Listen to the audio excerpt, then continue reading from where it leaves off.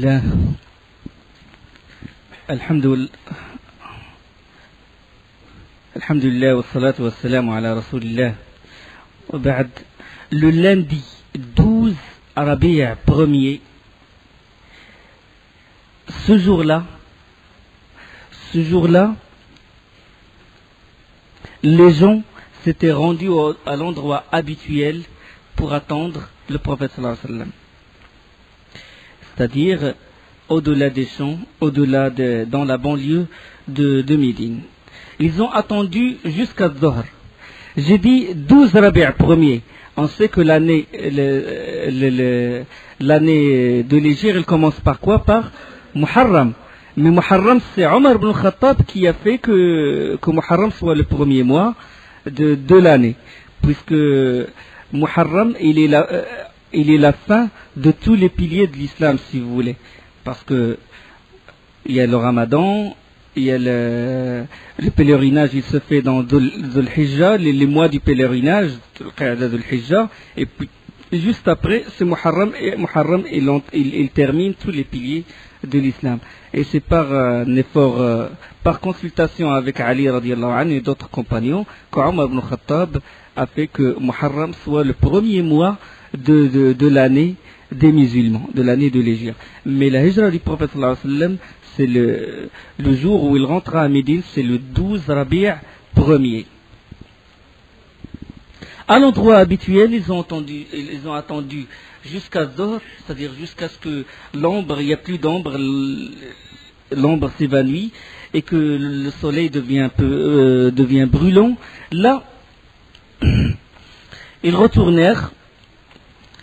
Et peu de temps, après leur retour, il y avait un juif sur un arbre, assis sur un arbre, que lui aussi il scrutait les lieux et il regardait.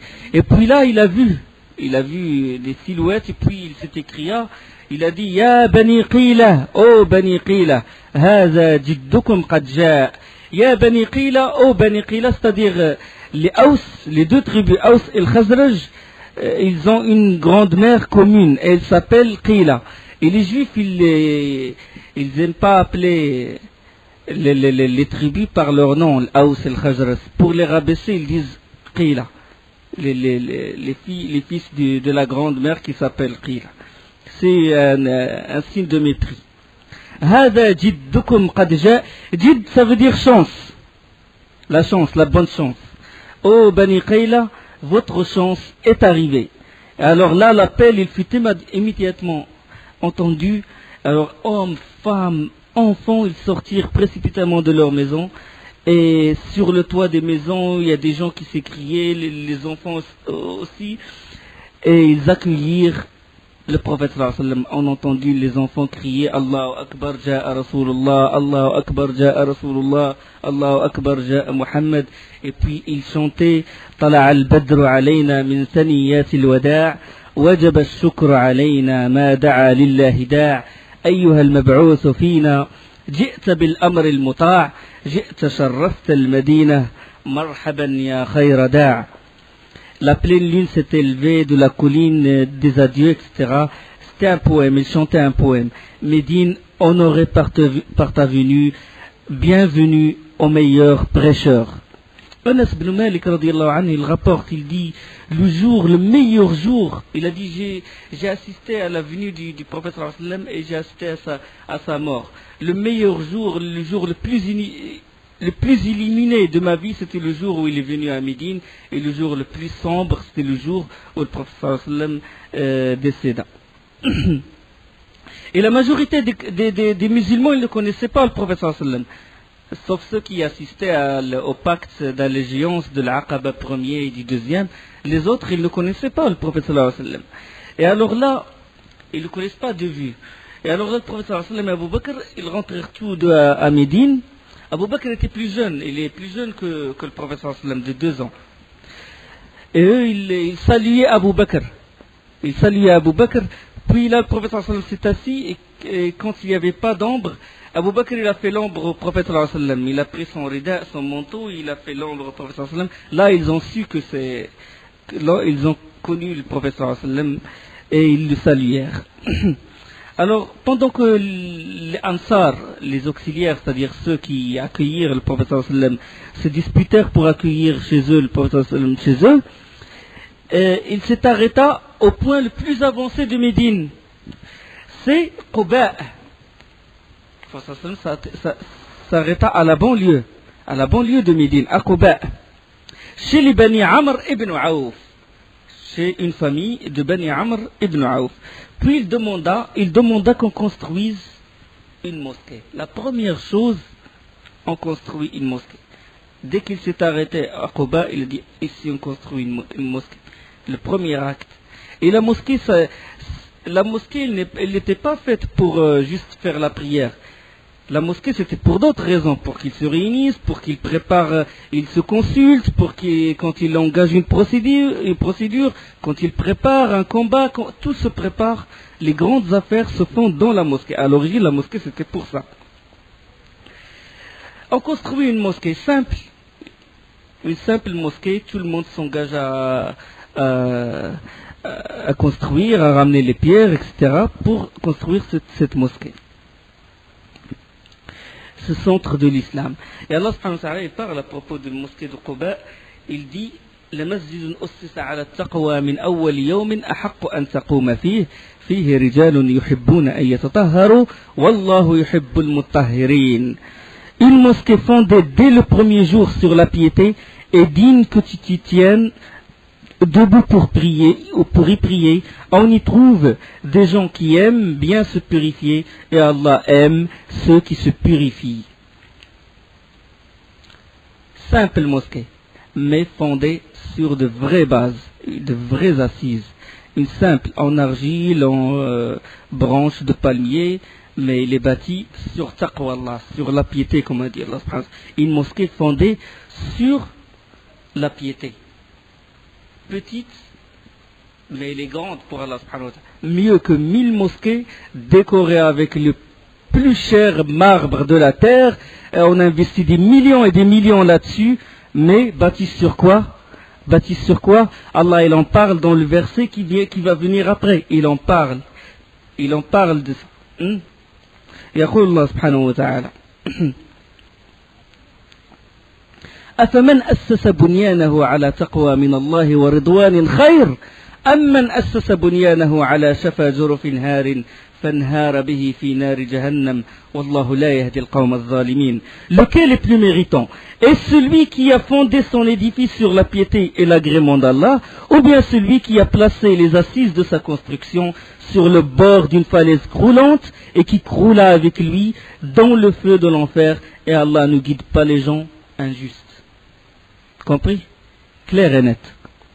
Mosquée bâtie sur l'argent de riba, l'argent de façade et tout, décorée à l'image des pyramides de Pharaon. Allah il dit, il va crouler. C'est comme si quelqu'un construit sa maison près d'une falaise. Le professeur Salam il est resté à Quba le lundi, le mardi, le mercredi, le jeudi, et durant cette période, il accueillit les gens, il accueillit les notables, il accueillit surtout les muhajirines, et il organisait leurs affaires. Et le vendredi matin, le professeur Sallam quitta Quba. Il quitta Quba et se dirigea vers Médine. Et durant le chemin, l'heure de la prière de l'Jumu'ah arriva. Et on sait que les musulmans, ils faisaient le Jumu'ah avant. On a parlé de ça? Est-ce qu'on a parlé de Jumu'ah qui a été faite, de la première Jumu'ah qui a été faite à Médine?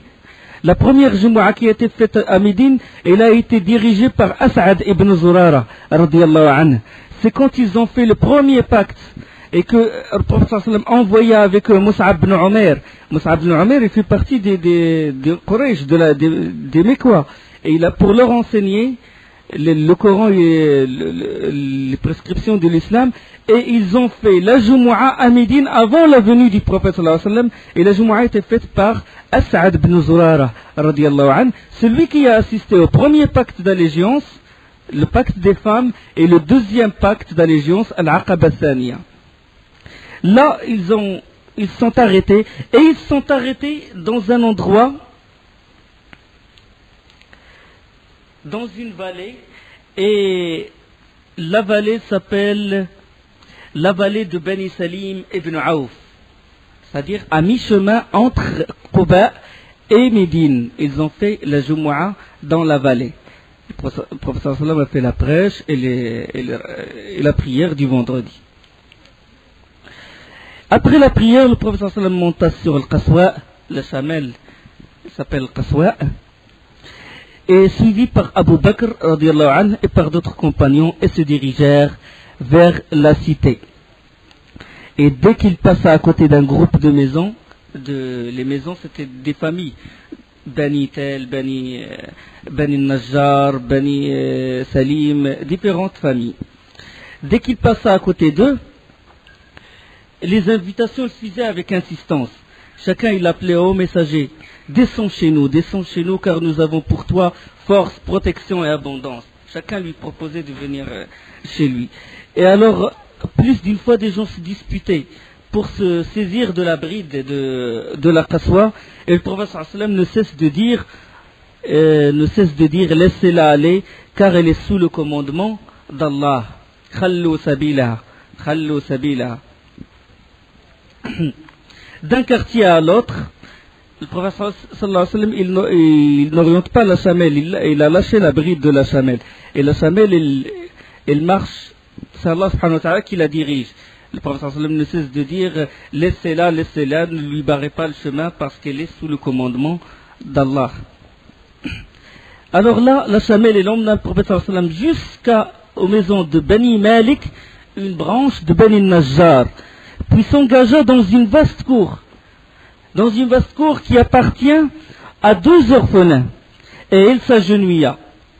Il s'agenouilla dans cet endroit-là. Une vaste cour, il y a des palmiers, des murs entourés par des murs, et il s'agenouilla. Puis le prophète sallallahu alayhi wa sallam, il est resté sur la chamelle, et puis là, il se releva.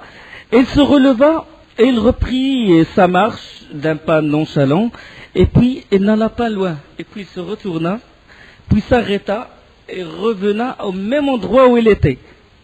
Le même endroit où il s'est agenouillé au début, il est revenu et il s'est ragenouillé. Et alors là, il regagna l'emplacement où il s'était arrêté la première fois, il s'agenouilla de nouveau et aplatit ce qu'on appelle son poitrail par terre.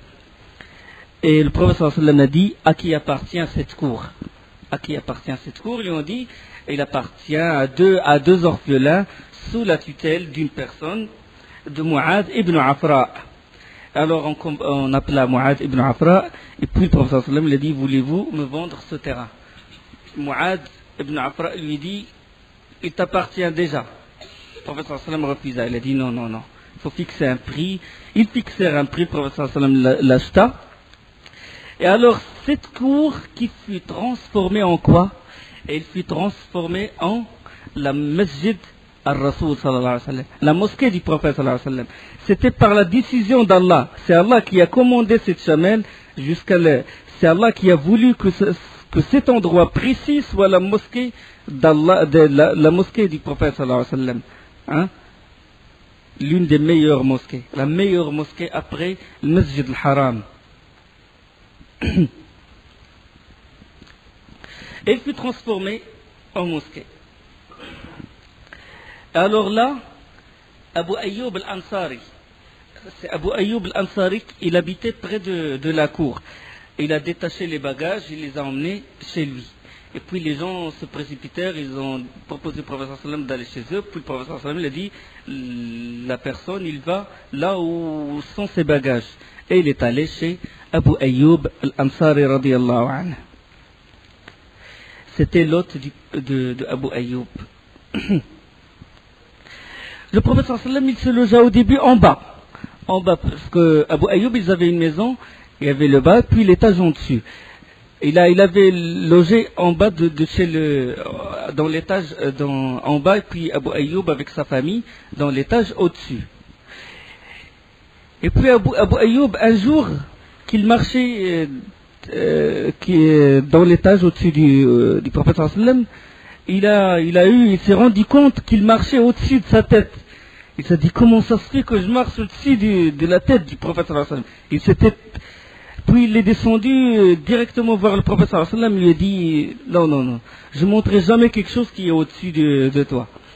Et le prophète sallallahu alayhi wa sallam lui a dit, c'est plus commode que je sois en bas, parce que j'accueille les délégations et les gens et tout, ça ne va pas être facile que les gens ils montent et ils descendent.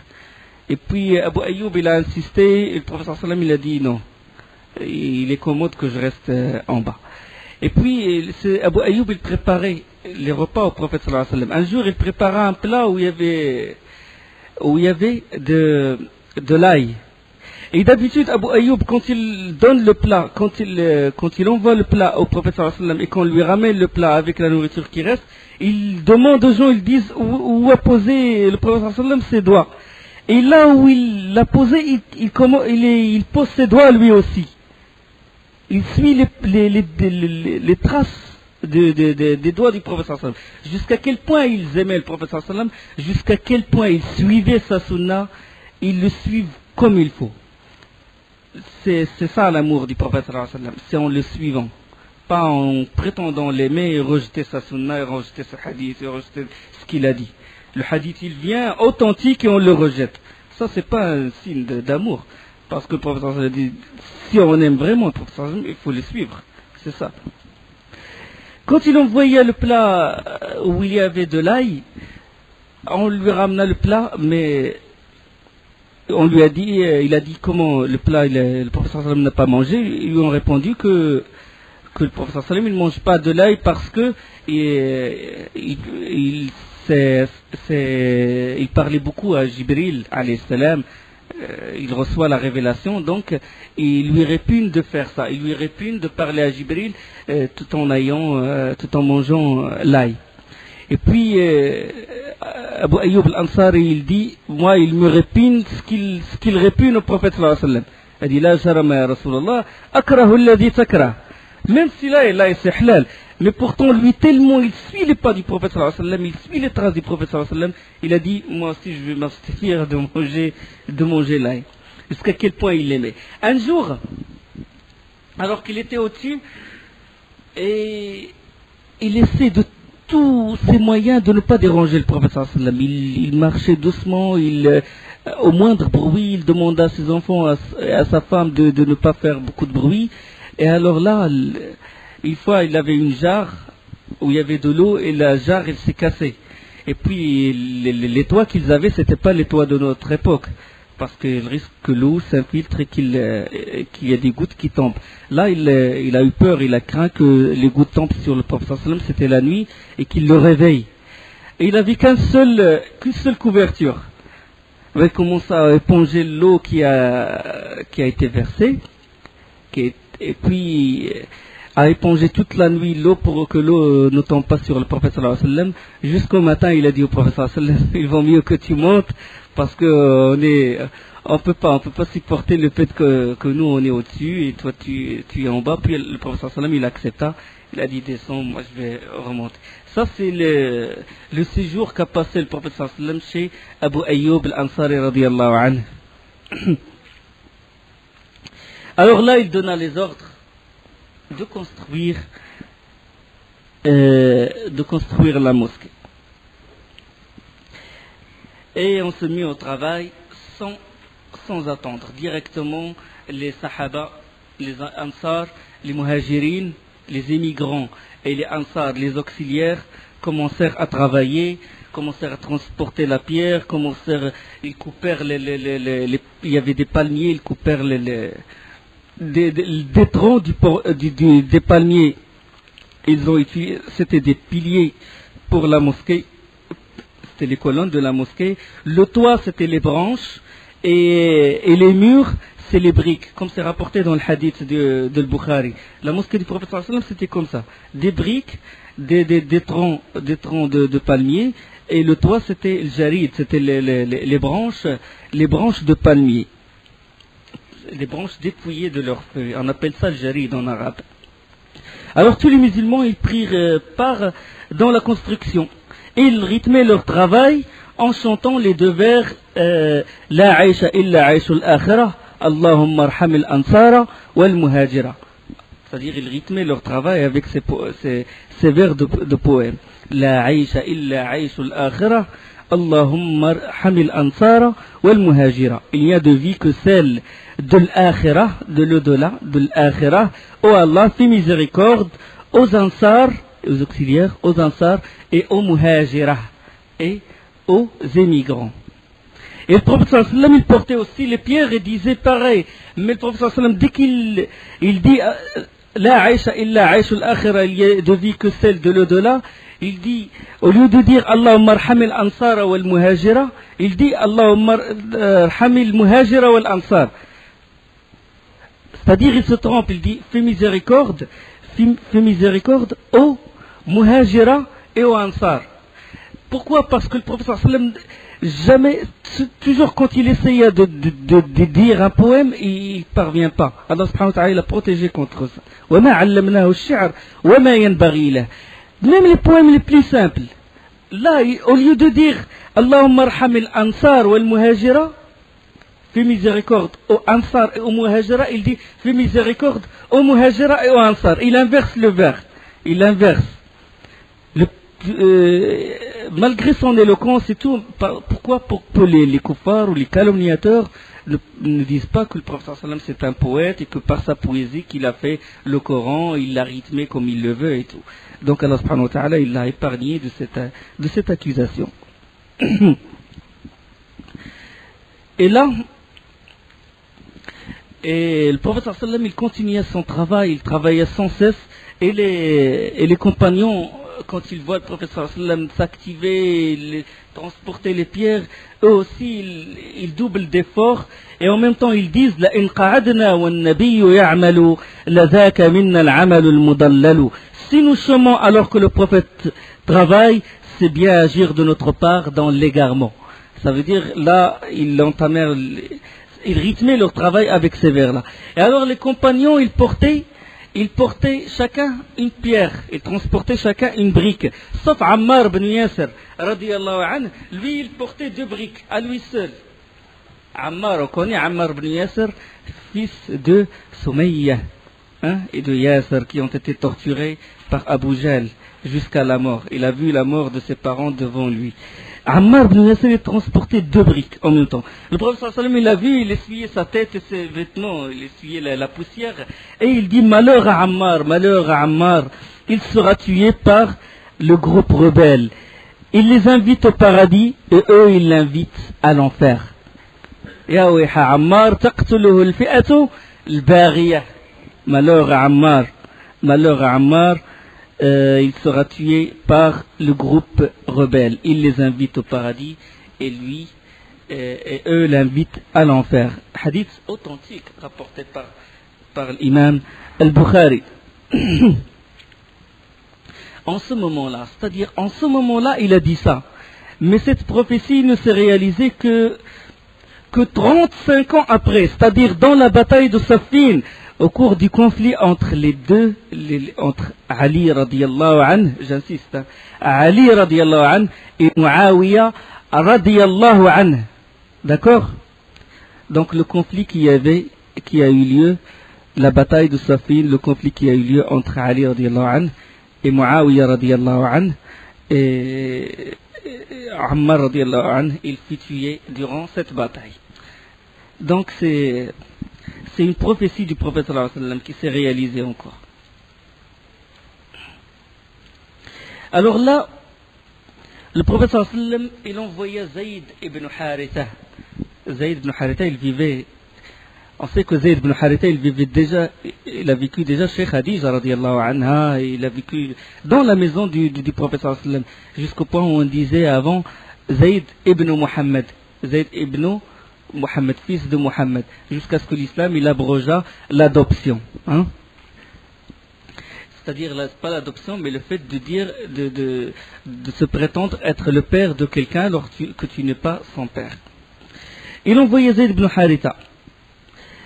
Et il l'envoyait pour amener la famille du prophète sallallahu alayhi wa sallam, ses filles, Fatima, Kalsoum et les autres. Et on ramena également la famille de Abu Bakr, Aïcha et Asma. Mais l'histoire de Abu Bakr et Aïcha, on va en parler après. Durant cette période se passa un événement. C'est la venue de Abdullah ibn Sallam.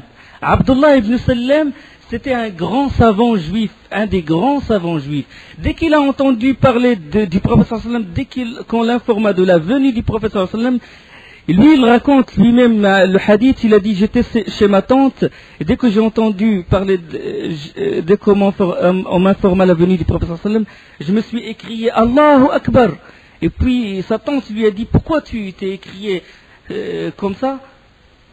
Est-ce que c'est Moussa qui est venu? Si jamais Moussa est venu, tu n'aurais même pas crié comme tu l'as fait. Il a dit, celui-là c'est le frère de Moussa. Mohammed et Moussa sont des frères.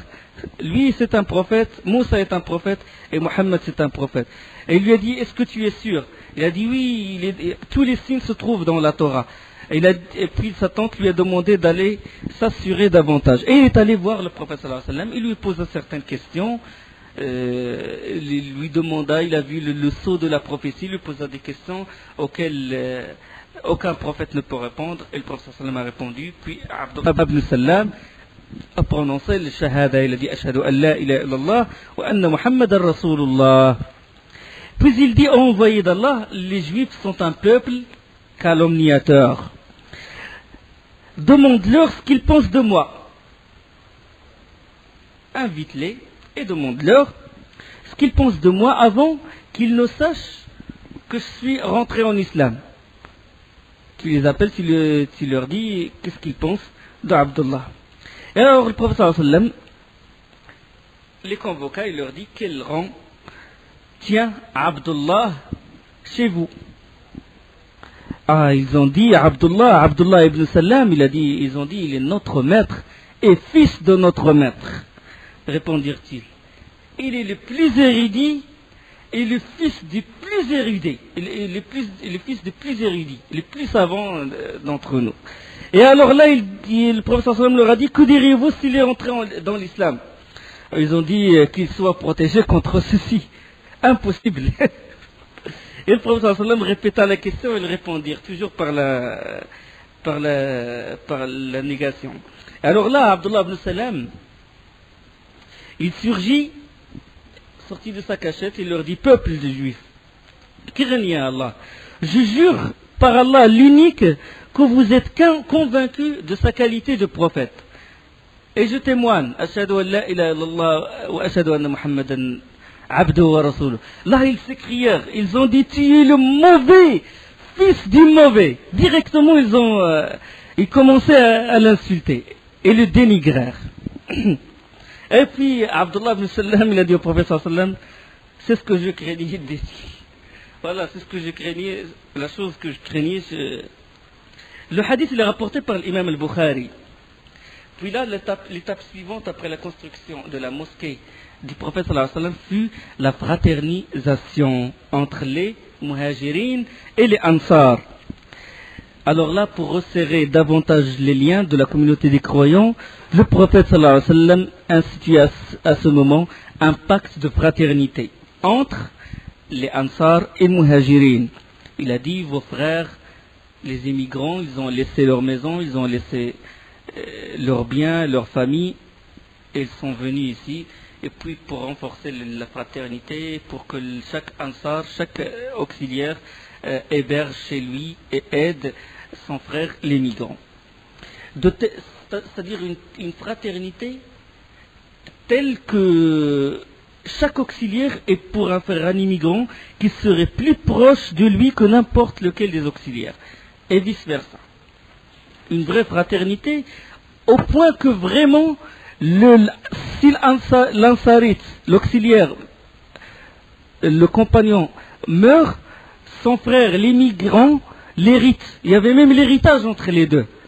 Il y avait même l'héritage entre les deux, comme a dit même Zubayr radiallahu anhu, quand il a parlé de Ka'b ibn Malik. De Ka'b ibn Malik al-Ansari. Il a dit si vraiment que Ka'b ibn Malik il avait beaucoup de d'armes chez lui et tout. Il a dit, par Allah, s'il est mort, je l'aurais hérité. Et cette pratique, elle demeura jusqu'à ce qu'Allah subhanahu wa ta'ala, il révéla wa ulul arhami ba'duhum awliya'u ba'd. Il a dit le verset qui abrogea cette pratique wa ulul arhami ba'duhum awliya'u ba'd. Et il y a un autre verset dans Surah An-Nisa. Et nous avons désigné des héritiers pour ce que leur laissent leur père et mère et leurs proches parents. Nous avons désigné وَلِكُلٍّ جَعَلْنَا مَوَالِيَ مِمَّا تَرَكَ الْوَالِدَانِ وَالْأَقْرَبُونَ. Jusqu'à ce qu'Allah subhanahu wa ta'ala révéla que c'est les proches parents et c'est les fils et les fils de la personne et les proches parents qui ont droit à l'héritage, pas d'autres personnes. Et il abrogea cette pratique. Allah subhanahu wa ta'ala, il dit à propos de cette fraternité, وَالَّذِينَ تَبَوَّأُوا الدَّارَ وَالْإِيمَانَ مِنْ قَبْلِهِمْ يُحِبُّونَ مَنْ هَاجَرَ إِلَيْهِمْ وَلَا يَجِدُونَ في صدورهم حاجة مما أوتوا ويؤثرون على أنفسهم ولو كان بهم خصاصة ومن يوق شح نفسه فأولئك هم المفلحون. À propos de ceci, de cette fraternité, Allah il dit, il appartient également à ceux qui avant eux se sont installés dans le pays et dans la foi, qui aiment ceux qui émigrent vers eux et ne ressentent dans leur cœur aucune frustration devant ce que c'est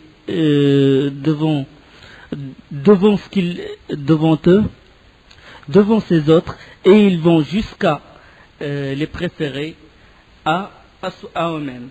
C'est-à-dire, et ils vont jusqu'à les préférer à eux-mêmes.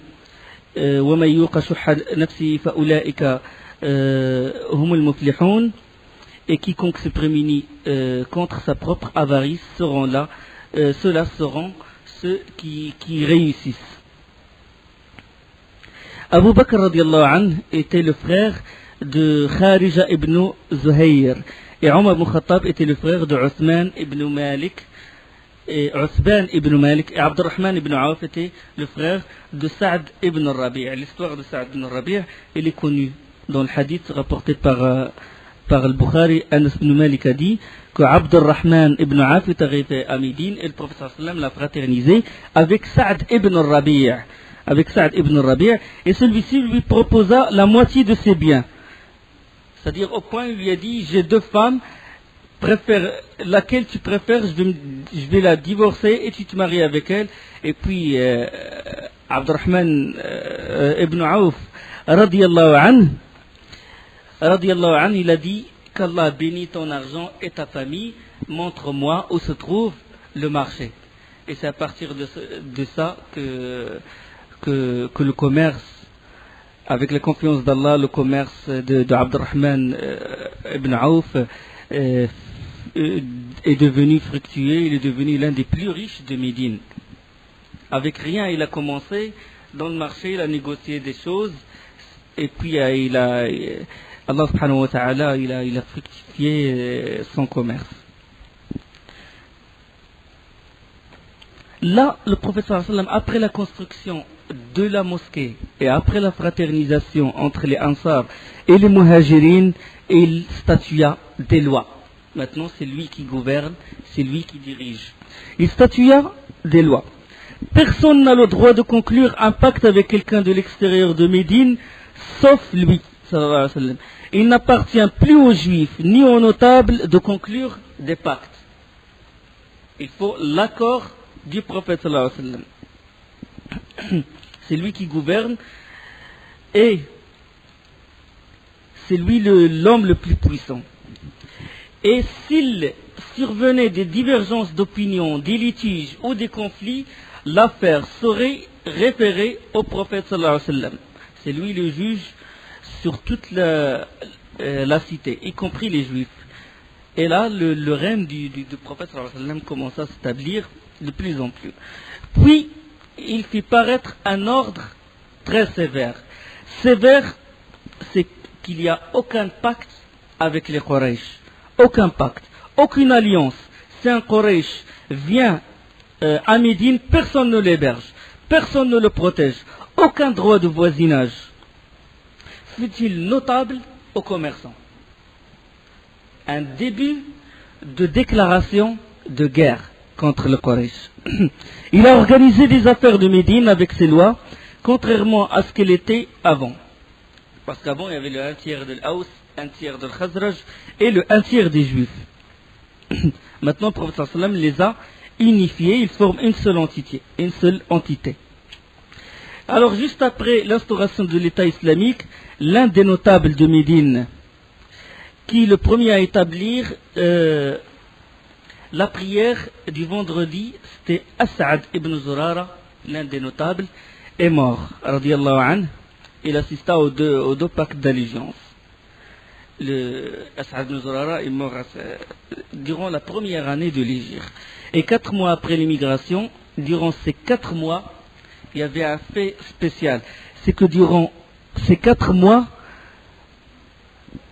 les foyers des musulmans, aucun d'eux n'a donné vie à un garçon. Tous les nouveau-nés, soit des filles, soit des garçons, mais qui meurent à la naissance. Médine, grande, il faut imaginer une ville qui ne donne pas naissance à un garçon pendant 4 mois. Et alors là, les Juifs, ils propagèrent la rumeur comme quoi ils ont ensorcelé les musulmans. Ils les ont ensorcelés, ça y est, la descendance des musulmans, elle va s'arrêter. Ils n'auront que des filles, il n'y aura plus de garçons. Et les gens commencèrent à croire à cette rumeur. 4 mois. Jusqu'à ce qu'est venue Asma radiyallahu anha. Elle est venue, il a émigré de la Mecque jusqu'à Médine alors qu'elle était enceinte. Asma, elle était mariée à Zubair ibn al-Awwam radiyallahu anhu, fils de sa fille, la tante du prophète sallallahu alayhi wa sallam. Bon, quand il rentra à Médine, déjà à Quba, il a donné naissance à un enfant. Il a donné naissance à Abdullah ibn Zubair radiyallahu anhu. Et il était vivant. Et il l'envoya directement au prophète sallallahu alayhi wa sallam. Le prophète sallallahu alayhi wa sallam l'a mis dans son giron, et puis il a mâché des dattes, et puis il a mis les dattes dans la bouche de Abdullah ibn Zubair. Et ce fut la première chose qui rentra dans le ventre de Abdullah, c'était la salive du prophète sallallahu alayhi wa sallam. Et les Ansar et les Muhajirin, ils éclatèrent de joie. Ils ont pris Abdullah, ils l'ont mis sur leur tête, ils ont fait une manifestation à Médine. Et ils s'écrièrent Allahu Akbar pour défier les Juifs. Abdullah ibn Omar radiyallahu anhu, il a dit j'ai assisté à la naissance d'Abdullah ibn Zubair. J'ai assisté à sa naissance. Et ceux qui ont dit, j'ai assisté à sa naissance et j'ai assisté à sa mise à mort, parce qu'il a été tué par l'armée de Al-Hajjaj ibn Yusuf. Al-Hajjaj ibn Yusuf. C'est l'armée de Al-Hajjaj ibn Yusuf qui a tué Abdullah ibn Zubair radiyallahu anhu. Il a dit par Allah, ceux qui ont fait takbir à la naissance d'Abdullah ibn Zubair sont meilleurs que ceux qui ont fait takbir à la mort d'Abdullah ibn Zubair. Parce que quand ils l'ont tué, ils sont écriés Allahu Akbar. Il a dit, parce que ceux qui ont dit Allahu Akbar à sa naissance, c'était les compagnons du prophète sallallahu alayhi wa sallam, les meilleurs.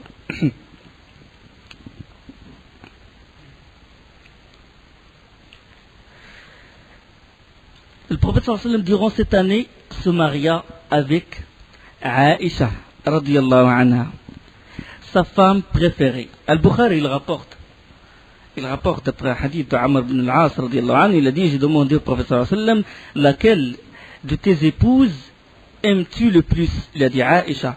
Il a dit, et de tes compagnons? Il a dit son père, Abu Bakr radiyallahu anhu. Donc la plus préférée des épouses du prophète sallallahu alayhi wa sallam, avec Khadija bien entendu radiyallahu anhuma. Durant cette année, le prophète sallallahu alayhi wa sallam, il reçut la révélation de quoi? De prolonger la salat, de prolonger la prière. La prière, il a passé par 3 étapes. La première, c'est quand le prophète sallam reçut Ya ayyuhal muzammil qumil layla illa qalila. Ô toi qui es couvert dans ton manteau, lève-toi pour prier une partie de la nuit. Hein? Ça, recommandation de Qiyam al-Layl. Mais les compagnons, ils avaient le choix sur la prière du jour. Mais certains savants, ils disent que Qiyam al-Layl, le fait de faire la prière de la nuit, était une obligation même pour obligation sur les compagnons du prophète sallallahu alayhi wa sallam. Donc ils ont fait Qiyam al-Layl avec le prophète sallallahu alayhi wa sallam. Jusqu'à voyage nocturne. Quand le prophète sallallahu alayhi wa sallam est monté vers les 7 cieux jusqu'à le lotus. Sidrat al-Muntaha. Et là, il reçut l'ordre d'ordonner à sa communauté d'accomplir 5 salawats. Al-Subh, Al-Zuhr, Al-Asr, Al-Maghrib ou Al-Isha. Mais ils étaient de 2. C'est-à-dire, Subh, il était 2, comme d'habitude. Al-Zuhr, 2. Pas 4, 2. Al-Asr, 2. Al-Maghrib, 3. Et Al-Isha, 2. C'était comme ça. Et ce n'est qu'après l'Hijra, c'était la première année de l'Hégire, après l'immigration du prophète sallallahu alayhi wa sallam, que la prière fut prolongée et c'est devenu Subh 2 toujours, Al-Zuhr 4, Al-Asr 4, Al-Maghrib toujours 3 et l'Isha 4. Hadith de Aïcha radiyallahu anha rapporté par Al-Bukhari. Aïcha il a dit, quand la prescription des prières fut descendue, elles étaient de 2 rak'at chacune. Puis elles furent rallongées mais maintenues en nombre initial au cours du voyage. Au cours du voyage, elles étaient maintenues au nombre de 2. Alors que celle de l'Hadar, quand on est résident, c'était de 4. C'était ça les étapes du passage de la salat. Mais alors pour faire la prière maintenant, pour faire la prière, il faut une chose. Pour faire la prière, les compagnons, ils viennent, ils scrutent le temps. Par exemple, si c'est le Maghrib, dès que le soleil s'apprête à se coucher, ils viennent à la mosquée et ils attendent. L'Asr, pareil. Donc le prophète sallallahu alayhi wa sallam, il a réfléchi, il a dit, il faut un moyen pour annoncer, pour appeler les gens à venir. Pour ne pas les faire attendre, pour les réunir en un temps bien précis. Il faut un moyen. Puis il commença à réfléchir. Puis là, le prophète sallallahu alayhi wa sallam leur proposa une cloche, la cloche. Leur proposa la cloche qui annonce l'établissement de la prière. Et là, Abdullah ibn Zayd, il raconte dans un hadith authentique rapporté par Abu Daoud que quand le prophète sallallahu alayhi wa sallam nous demanda de lui ramener une cloche pour réunir les gens à la prière, il a dit, j'ai vu en songe quelqu'un tourner autour de moi. Quand le prophète sallallahu alayhi wa sallam leur a recommandé de chercher une cloche. Là, la nuit, Abdullah ibn Zayd, il a vu en songe quelqu'un tourner autour de lui, et avec une cloche. Et il lui a dit, hôtel, me vends-tu cette cloche? Il a dit, pourquoi faire? Il a dit, pour appeler à la prière. Il a dit, veux-tu que je t'indique un meilleur moyen? Tu diras, comme ça, dans le hadith comme il est, tu diras, Allahu Akbar, Allahu Akbar. الله أكبر الله أكبر أشهد أن لا إله إلا الله أشهد أن لا إله إلا الله أشهد أن محمد رسول الله أشهد أن محمد رسول الله حي على الصلاة حي على الصلاة حي على الفلاح حي على الفلاح الله أكبر الله أكبر لا إله إلا الله. Textuellement, le texte comme rapporté dans le hadith authentique de Abu Daoud selon Abdullah ibn Zayd radiyallahu anhu. Puis il recula quand il lui a appris cet appel. La personne dans le rêve toujours, il recula et puis il lui a dit, je vais t'annoncer comment établir, quand la prière commence, qu'est-ce que tu vas dire, c'est-à-dire al-iqama. Et puis il a récité, il a dit Allahu Akbar, Allahu Akbar. أشهد أن لا إله إلا الله أشهد أن محمد رسول الله حي على الصلاة حي على الفلاح قد قامت الصلاة قد قامت الصلاة الله أكبر لا إله إلا الله. Il a vu ça en rêve. Comme il a... Le matin,